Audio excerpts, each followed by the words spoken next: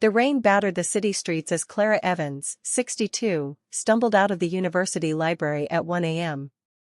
Her eyes stung from hours spent under fluorescent lights, grading papers and preparing lectures. For 35 years, she'd been a beacon of knowledge, a literature professor whose passion for stories inspired thousands of students. But tonight, her steps faltered. Her heart raced unnaturally, her vision blurred, and the world tilted. She gripped a lamppost, gasping, as the city's hum faded into a deafening silence. Clara collapsed, her briefcase spilling papers into the wet street. This wasn't just exhaustion, it was her body screaming for a change she'd ignored for too long. Since her wife, Lena, passed away 8 months ago, Clara had buried herself in work, avoiding the empty house they'd shared for decades. As she lay on the cold pavement, a stranger's voice pierced the fog. "Ma'am, can you hear me?" Clara woke in a hospital bed, the sterile scent and rhythmic beeping grounding her. Dr. Patel, a young doctor with kind eyes, sat beside her. "You had a panic attack, compounded by severe fatigue and dehydration. You're pushing yourself too hard, Professor Evans." Clara tried to protest, but her voice cracked. Her daughter, Sophie, burst into the room, her face a mix of fear and frustration. "Mom, you can't keep doing this. You haven't been home in days. You're not eating, not sleeping. Lena wouldn't want this." Clara's chest tightened at the mention of Lena's name. She hadn't just lost her partner, she'd lost her anchor, her reason to come home. The hospital kept her for 2 days, forcing her to face the truth: she couldn't outrun her grief forever. Discharged with strict orders to take a 3-month sabbatical, Clara returned to her apartment. The silence was suffocating. The cozy space, once filled with Lena's laughter and the smell of her cooking, now felt like a museum of memories. The bookshelves they'd built together, the armchair where Lena read poetry, the kitchen table where they planned their future, all were untouched since her death.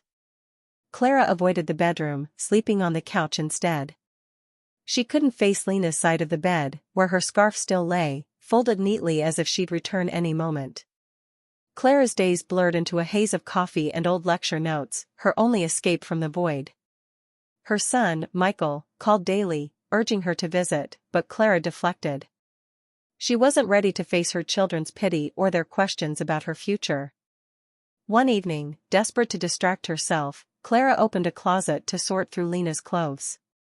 Each item was a time capsule: the red dress Lena wore to their 25th anniversary, the wool scarf from their trip to Ireland. Clara's hands trembled as she pulled out a leather jacket, Lena's favorite. As she held it, a small envelope slipped from the pocket. Inside was a key and a note in Lena's elegant handwriting: "Willow Lane, 142. Our next chapter awaits." Clara's breath caught. She vaguely remembered Lena mentioning a surprise before her sudden stroke, but grief had buried the memory. What was at Willow Lane? Why had Lena hidden this? Clara spent the night researching the address. Willow Lane was in a quiet suburb, 45 minutes from the city, known for its tree-lined streets and charming bungalows. It was the kind of place they'd dreamed of retiring to, where they could garden, read, and grow old together. The next morning, Clara drove there, her heart pounding with curiosity and dread. The city's concrete jungle gave way to green lawns and blooming flowers. Willow Lane was even lovelier than she'd imagined, with quaint houses and gardens bursting with color. Number 142 was a single-story cottage with a wraparound porch, its paint faded but warm, like a hug from the past. Clara hesitated, then used the key. The door creaked open, revealing a cozy interior bathed in soft light. Inside, the house was sparsely furnished but alive with potential. A fireplace anchored the living room, and a small dining area overlooked a backyard garden. On the dining table sat a vase of wilted flowers and an envelope from a real estate agency. Clara's hand shook as she opened it. The deed was in both their names, dated a month before Lena's death. A note from the realtor read: "As per Ms. Lena's instructions, the house is ready for you and Professor Evans to move in." Clara sank into a chair, tears streaming down her face. This was Lena's final gift, their dream home, a place to start anew. But how could she live here without her? Clara spent hours in the cottage, wandering through each room. The kitchen had a sunny nook perfect for morning coffee, just as Lena had always wanted. The bedroom had space for their old bookcases, and the backyard was a tangle of roses and lavender, waiting to be revived. Every corner screamed of the life they'd planned but never got to live. Clara found a photo album on a shelf, filled with pictures of their life together, their first date, their wedding, trips with Sophie and Michael. Tucked inside was a letter from Lena. "My love, this house is for us. You always said you wanted a garden to tend, a porch to read on. I found this place for our next adventure. Don't let work steal this from us. Live here, Clara, with or without me." The words broke her. Lena had known her better than anyone, had seen her tendency to hide and work, and had planned this to pull her back to life. Clara drove home, the letter clutched in her hand. She sat on her apartment couch, staring at the walls that no longer felt like home. The cottage was a promise, but it was also a challenge. Could she leave the city, her career, her routine? Could she face a future without Lena? The questions kept her awake, but for the first time in months, she felt a spark of purpose. A new challenge arose. Mr. Crane announced a city council vote in March to decide the park's fate. The team needed a presentation to prove the garden's value. Noah volunteered to design it, his biggest task yet. He worked late, blending photos, data, and stories. Jamal shared stats on community impact, Priya added testimonials. Noah's doubt crept in, would it be enough? But Mrs. Rose's faith steadied him. "You're our spark," she said. Noah poured his heart into the presentation, determined to save the park that had saved him. February was frantic. Noah finalized the presentation, his designs weaving a story of hope. The team rehearsed, Noah coaching Mia on her speech. Her passion reminded him why they fought. He opened up to Priya about his insecurities. "You're not alone in feeling scared," she said, sharing her own doubts. Their bond deepened, a friendship born of shared purpose. The community rallied, signing petitions, attending meetings. Noah's blog drew crowds to the garden, planting and painting. The mural grew, names added daily. The council meeting loomed. Noah's nerves spiked, but the team's trust anchored him.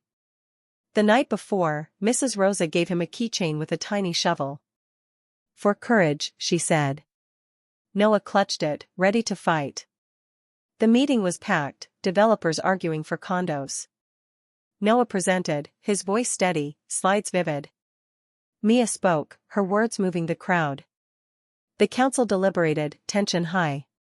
Late that night, they voted, Willow Park was saved. The team cheered, Noah tearing up.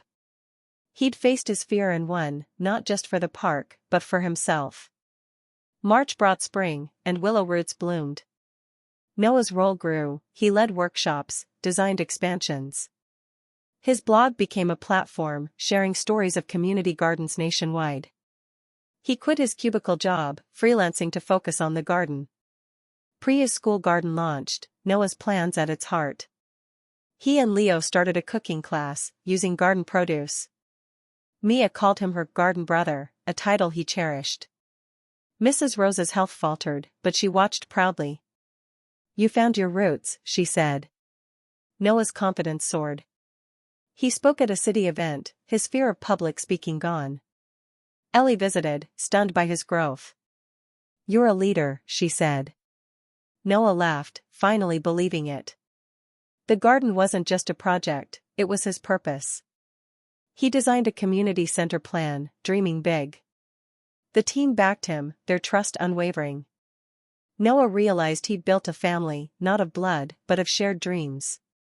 His old self, timid, doubtful, was gone. He was Noah, creator, leader, friend. April's warmth brought crowds to Willow Roots. Noah mentored new volunteers, teaching them to plant and design. Mia, now a teen, led kids' workshops, her confidence mirroring his. Priya and Leo got engaged, asking Noah to design their invites.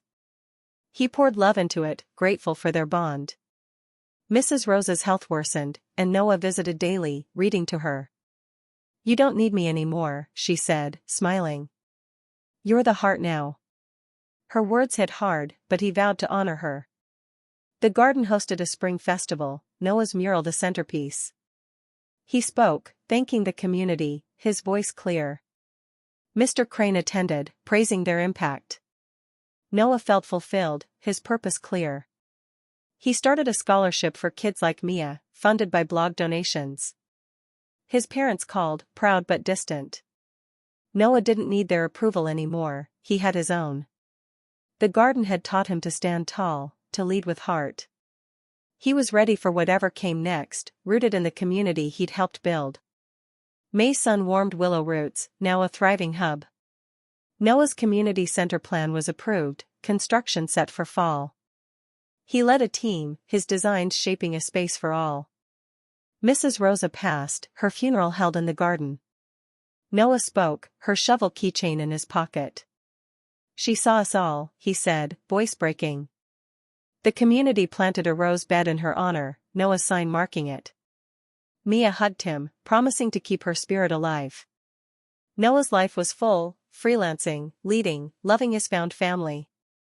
He proposed a national garden network, his blog its voice.